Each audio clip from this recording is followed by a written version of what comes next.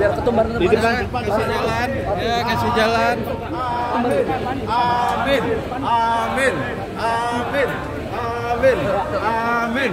Dan saya ingin garis bawahi, pemilik kekuasaan di Republik ini adalah rakyat. Jadi ini tidak sedang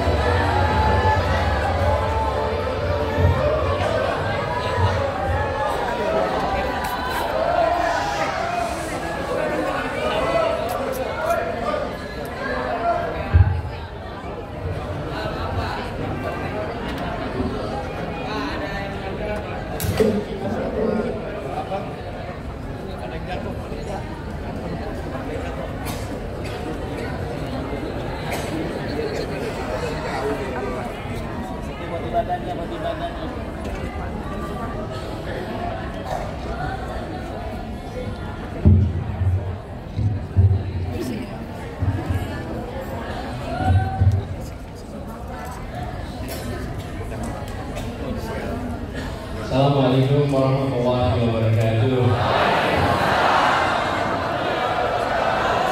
Alhamdulillah, alhamdulillah, alhamdulillah. Allahumma shalli wa sallim wa barik ala sayyidina Muhammad wa ala alihi wa ashabihi ajma'in. Rabbi shrah li sadri wa yassir li amri wahlul 'uqdatam min lisani yafqahu qawli. Amma ba'd. Yang saya hormati Ketua Majelis Syuro Partai Masyumi, Bapak Abdullah TH Mahmud. Yang saya hormati Sekretaris Majelis Syuro Bapak Abbas Taha. Juga yang saya hormati saya banggakan Ketua Umum Partai Masyumi Bapak Ahmad Jani. Pak Sekjen yang saya hormati, juga Sekjen Partai PKS yang bersama kita. Ada Pak Kapsi. Yang saya hormati senior kita Pak Mahathir Hamzah. Terima kasih telah menempatkan hadir bersama di sini. Dan begitu banyak tamu kehormatan yang tidak sudah disebut namanya satu persatu. Kalau boleh kami tamu kehormatan boleh berdiri menghadap audiens biar mereka lihat semua.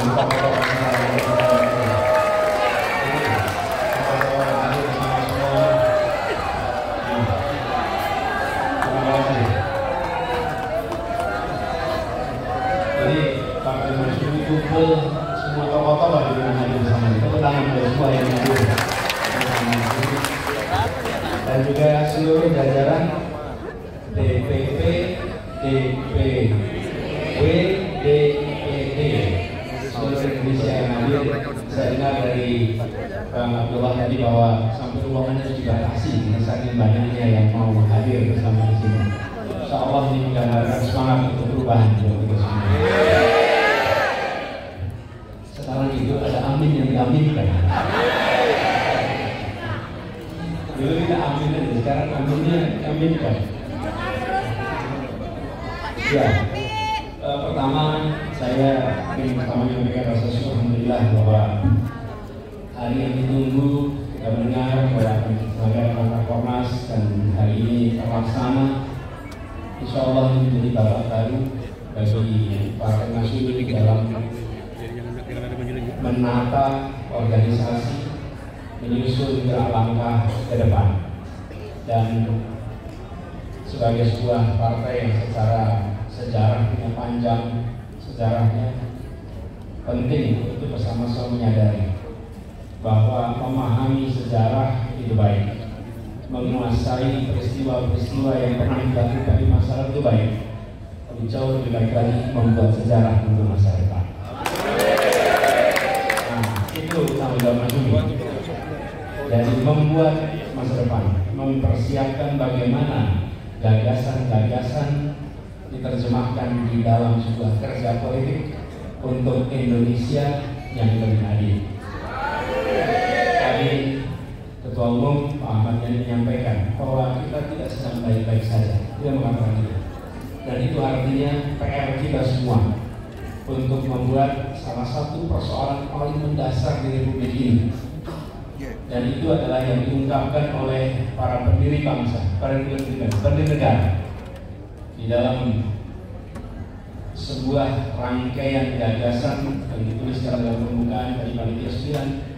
Di situ terungkap kalimat yang sangat penting yang seringkali terlewatkan, penutupnya, menghadirkan keadilan sosial bagi seluruh rakyat Indonesia. Ini tujuan utama yang sekarang harus diingatkan kembali. Dan Bapak Ibu sekalian, perjuangan untuk menghadirkan keadilan sosial ini dikerjakan lewat banyak jalur. Ada jalur non pemerintah dan itu sudah dikerjakan, bisa dibilang hampir semua yang berkumpul di sini para aktivis, betul ya? Dengan pendidikannya, dengan kegiatan sosialnya, dengan kegiatan di luar pemerintahan, ikhtiar itu dikerjakan. Di sisi lain, negara memiliki sumber daya luar biasa, sumber daya luar biasa, kekuatan institusi, kekuatan fiskal, kekuatan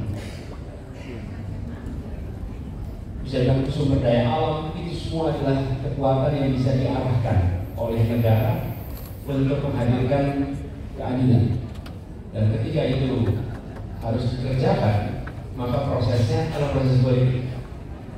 Kami sering sampaikan bahwa yang dibawa sekarang itu bukan target, yang dibawa itu misi. Bedanya kalau target itu untuk diraih, kalau misi itu untuk dilaksanakan. Dan misi menghadirkan keadilan yang dikerjakan lewat proses politik adalah untuk mendapatkan kewenangan dari rakyat. Kekuasaannya tetap rakyat, tapi kewenangan itu diberikan. Dan kewenangan ini dibutuhkan untuk bisa mengubah secara institusional, secara konstitusional kebijakan-kebijakan yang tidak menghadirkan rasa keadilan, kebijakan-kebijakan yang berujung kepada ketimpangan. Dan ketika kita bicara ketimpangan, banyak sekali unsur ketimpangan yang selama ini terjadi dan tak tersentuh. Mengapa ketimpangan ini harus kita selesaikan? Bapak sekalian, Indonesia ini negeri yang sangat besar, negeri yang sangat kaya raya. Dan kebesaran dan kaya raya ini akan menjadi kekuatan apabila kesetaraan kesempatan diberikan kepada semua. Tapi bila kesempatan hanya diberikan pada sebagian, maka kekuatan yang besar ini akan terpolarisasi, akan terfragmentasi. Dan bila itu terjadi, menjaga keutuhan sebagai satu bangsa adalah PR besar, Menjaga keutuhan sebagai satu negara adalah PR besar. Itulah sebabnya mengapa membereskan terkait ketimpangan yang aspeknya banyak ini harus dikerjakan. Dan PR ini, Bapak sekalian, harus dikerjakan dalam tempo yang disegerakan.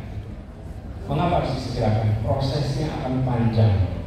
Tetapi bila tidak segera dikerjakan, kita akan masuk di mana apa yang disebut sebagai timpang nantinya menghadirkan polarisasi. Polarisasi bila dibiarkan menghadirkan friksi. Friksi bila dibiarkan menghadirkan konflik. Konflik bila dibiarkan menghadirkan perpecahan. Itulah sebabnya mengapa ini penting sekali untuk segera kita selesaikan. Dan ini adalah kepentingan kita semua. Karena itu ketika tadi disampaikan juga oleh Bapak Ketua Majelis Syuro, PR-PR yang terkait dengan ketimpangan ini penting supaya kita bisa menghadirkan rasa keadilan dan dari situ muncul ikatan persatuan untuk masyarakat yang adil dan makmur yang tadi disampaikan. Insya Allah Indonesia yang baldatun ini yang keras boleh. Jadi insya Allah. Nah, Bapak sekalian, kami melihat bahwa perjuangan ini adalah perjalanan yang penuh dengan tantangan. Barangkali semua mengikuti dari dekat bagaimana perjuangan ini kita lakukan bersama-sama. Bahkan kalau boleh dibilang dari mulai kemarin ketika semuanya bisa ikut mendoakan apa yang dikerjakan di Jakarta, bahkan sebagian bisa dibilang ikut terlibat dalam mendukung ketika dikerjakan di Jakarta. Dan sekarang kita ingin bekerja untuk menghadirkan keadilan itu bukan hanya di ibu kota, tapi insya Allah di seluruh wilayah Indonesia. Kemudian tadi sampaikan bahwa perjuangan ini memasuki babak baru ketika kemarin awal akhir bulan lalu terjadi kombinasi yang tidak pernah mungkin terbayangkan sebelumnya. Tidak terbayangkan sebelumnya. Saya rasa analis juga tidak ada yang menduga bahwa terjadi kombinasi. Betul ya? Dan beliau termasuk yang paling awal untuk bergerak ini cepat langsung ini. Nah, kami ini perlu sampaikan di sini. Ini artinya bahwa ada sebuah kombinasi, bukan kombinasi orang. Kalau kombinasi orang itu macam-macam, tapi kombinasi dari berbagai elemen yang mungkin selama ini tidak berada di dalam aras yang sama. Hari ini itu semua mengalami transformasi. Yang kikuk jadi luas, yang kurang nyaman jadi nyaman, yang minim komunikasi jadi intensif komunikasi. Untuk apa? Untuk sebuah ikhtiar perubahan bagi semuanya. Dan itulah yang beberapa waktu ini terjadi. Ini harus kita perluas. Perjuangan yang ingin kita kerjakan adalah untuk setiap unsur yang ada di bangsa Indonesia. Kalau kita baca ketika para pendiri Republik ini berdebat, mereka selalu menggunakan istilah golongan. Selalu dengan golongan. Dan eksplisit dikatakan Indonesia untuk semua golongan, bukan untuk 1-2 golongan. Dan inilah yang harus kita buktikan, bukan dalam pernyataan, tapi dalam kenyataan kehidupan kita di semua aspek.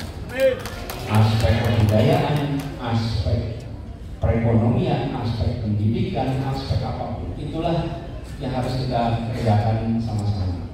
Jadi ketika kemudian Partai Masyumi mengambil sebuah sikap untuk menjadi bagian dari gerakan perubahan, kami menyambut baik dan insya Allah kita jalan bersama untuk ini. Dan itu artinya seperti disampaikan oleh Pak Ketum, ini kita harus bekerja ekstra keras untuk menjangkau semua. Siap untuk kerja ekstra? Kenapa kita harus kerja ekstra? Karena yang kita bawa adalah aspirasi untuk melakukan perubahan. Dan perubahan itu hampir selalu dikhawatirkan mengganggu stabilitas kita. Perubahan itu ada perubahan dalam aspek metode, perubahan dalam aspek pendekatan. Tapi tujuan kita sama. Tujuan kita Indonesia yang adil, Indonesia yang makmur, Indonesia yang maju. Tujuan itu saja.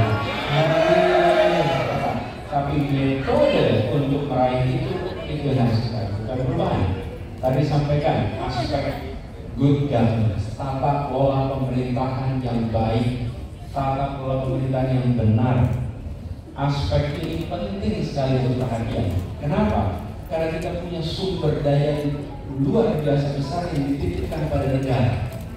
Bila negara tidak mengelola sumber daya ini dengan tata kelola yang benar dan baik, maka sumber daya itu bisa hilang di dalam pemerintahan, tidak terwujud di dalam kenyataan program perubahan. Ini seperti kotak hitam yang menyerap sumber daya luar biasa.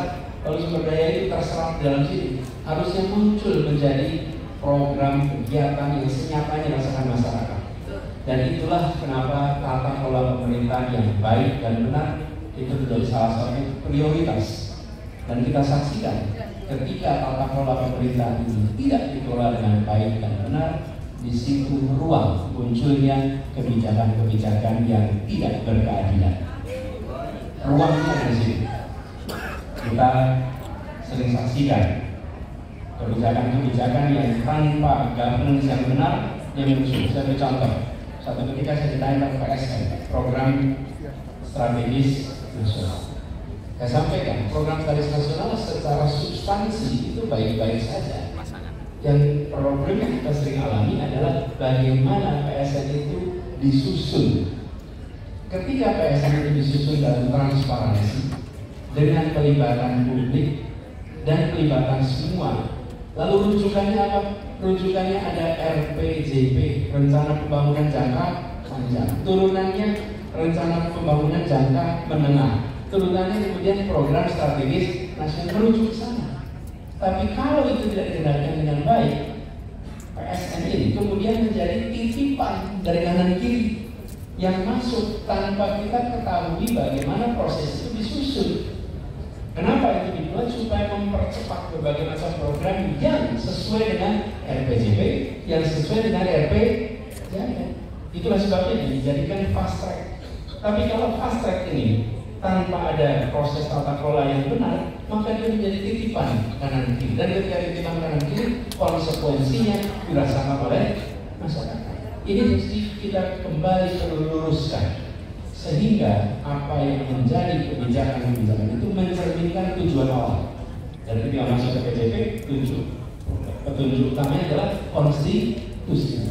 Jadi insya Allah ini adalah bagian dari perbaikan metode yang kita kerjakan dengan lebih baik, maka manfaat dari kehidupan bernegara kita akan bisa dirasakan oleh seluruh unsur bangsa Indonesia.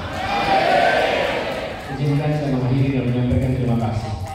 Terima kasih apresiasi atas kerja bersama yang diinisiasi. Terima kasih atas amanah yang dititipkan. Mari kita emban amanah ini bersama-sama. Amanah perjuangan ke depan untuk Indonesia yang lebih adil.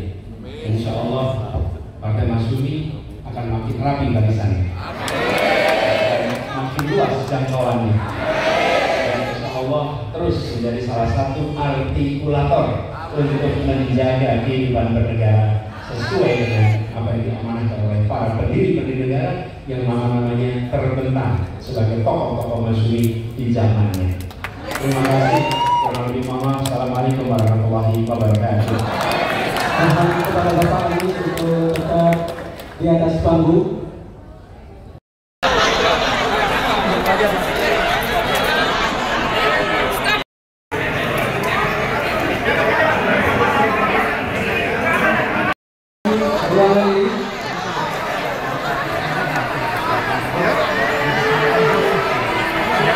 Jangan sekarang. Permisi. Oke.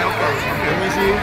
Tapi nanti nggak mau dibuat Kepada yang bersama, ini kesempatan